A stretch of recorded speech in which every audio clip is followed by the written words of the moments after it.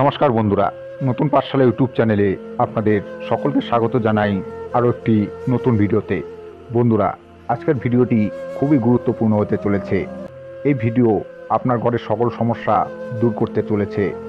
আজকের ভিডিওতে যা কিছু সমাধান থাকবে তা আপনার প্রতিটি সমস্যার সমাধান করবে।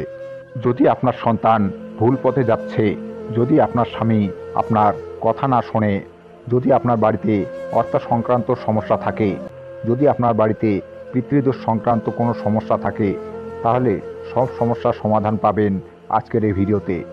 বন্ধুরা, এখন সবার ঘরেই এই সমস্যা যে শিশুরা কথা শোনে না, পড়াশোনা করে না, ভীষণ খিটখিটে স্বভাবের।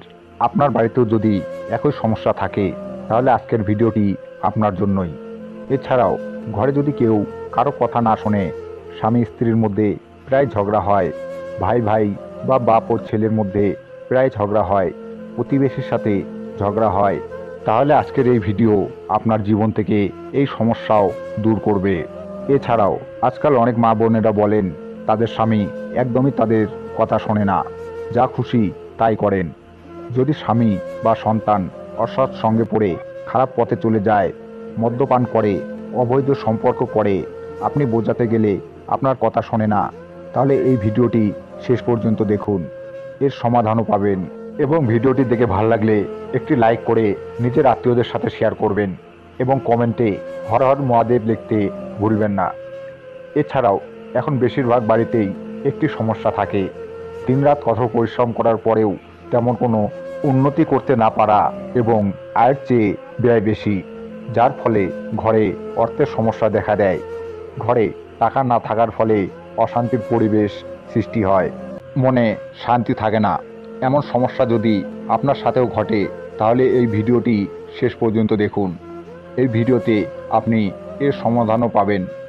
যদি আপনার স্বামী বা সন্তান আপনার সাথে একমত না হয়, ভুল সঙ্গে পড়ে এমন কিছু কাজ করছে যা আপনাকে বিরক্ত করে, তারা মদ, সিগারেট, গুটখা বা অন্য কিছু খেয়ে তাদের কেরিয়ার নষ্ট করছে, অবৈধ সম্পর্ক করছে, কিন্তু আপনি যখন তাদের সাথে কথা বলেন, তারা বিরক্ত হয়ে ওঠে, রেগে যায়, যার ফলে ঘরে অশান্তির সৃষ্টি হয়, তাহলে এর একটি খুব সুন্দর সমাধান রয়েছে যা আপনি সহজে করতে পারেন।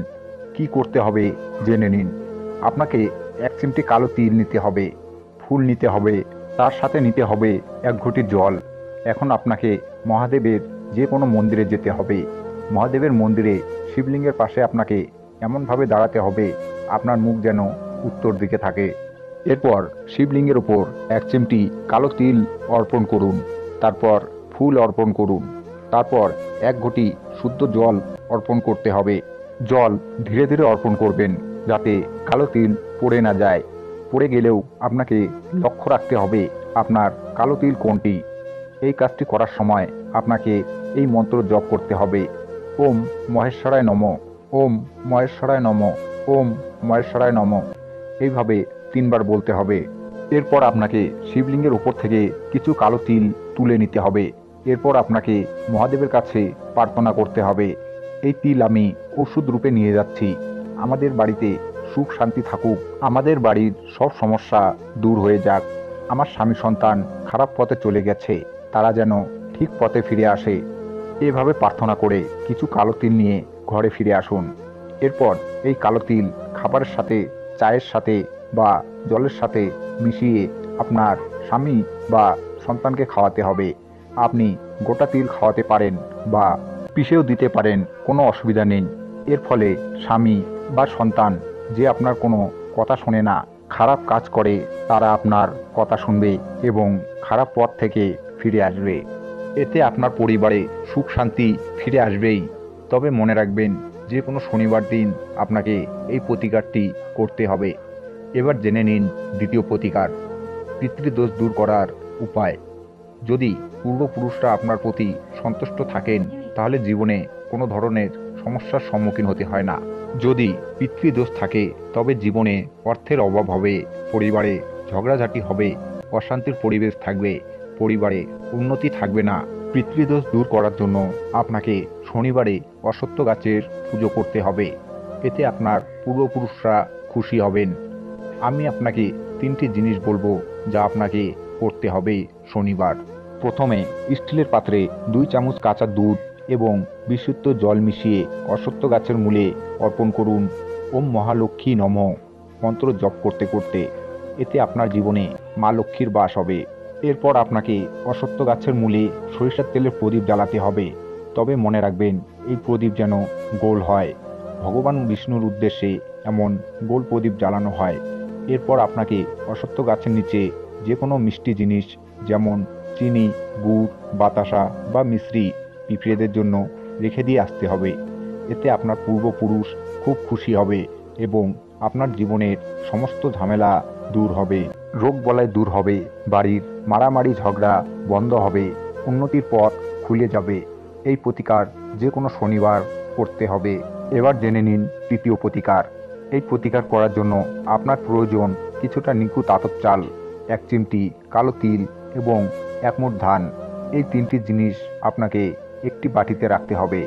এরপর শনিবার রাতে যখন বাড়ির সকল সদস্য বাড়িতে ফিরে এসে খাওয়া দাওয়ার পর ঘুমোতে যাবে, তখন আপনাকে শুদ্ধ বস্ত্র পরে ঘরের প্রধান দরজার বাইরে কোথাও বাটিটা রেখে দিতে হবে।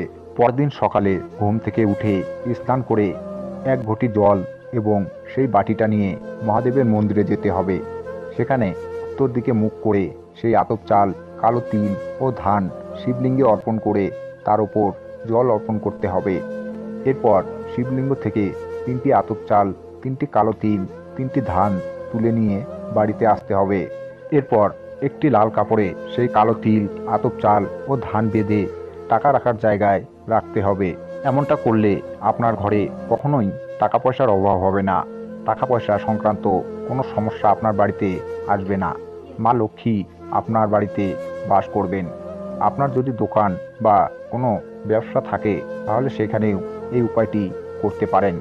এতে করে আপনার দোকান বা ব্যবসা ভালো চলতে শুরু করবে। আপনার বাড়ি থেকে অশুভ শক্তি বা নেগেটিভ এনার্জি দূর করার উপায়।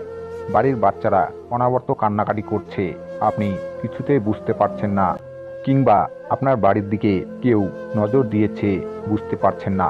আপনার আয়ের থেকে ব্যয়ের মাত্রা বেশি হয়ে যাচ্ছে, কি করবেন বুঝতে পারছেন না। একটি ছোট উপায় করুন, ফল পাবেন হাতে নাতে। শনিবার দিন সন্ধ্যার সময় একটি সলতা জ্বালিয়ে নিয়ে আপনার মুখ্য দরজায় জোরে জোরে 3 বার মারুন, দেখবেন সুফল পাবেন। ধন, ভাগ্য, সমৃদ্ধি একসঙ্গে পেতে চান, তাহলে একটি ছোট উপায় করুন। বৃহস্পতিবার দিন সকালবেলা স্নান করে 1 টাকার কয়েন সঙ্গে 7 মুখী রুদ্রাক্ষ আপনার বাড়ির আলমারি বা লকারে রাখুন, দেখবেন চমৎকার ফল পাবেন।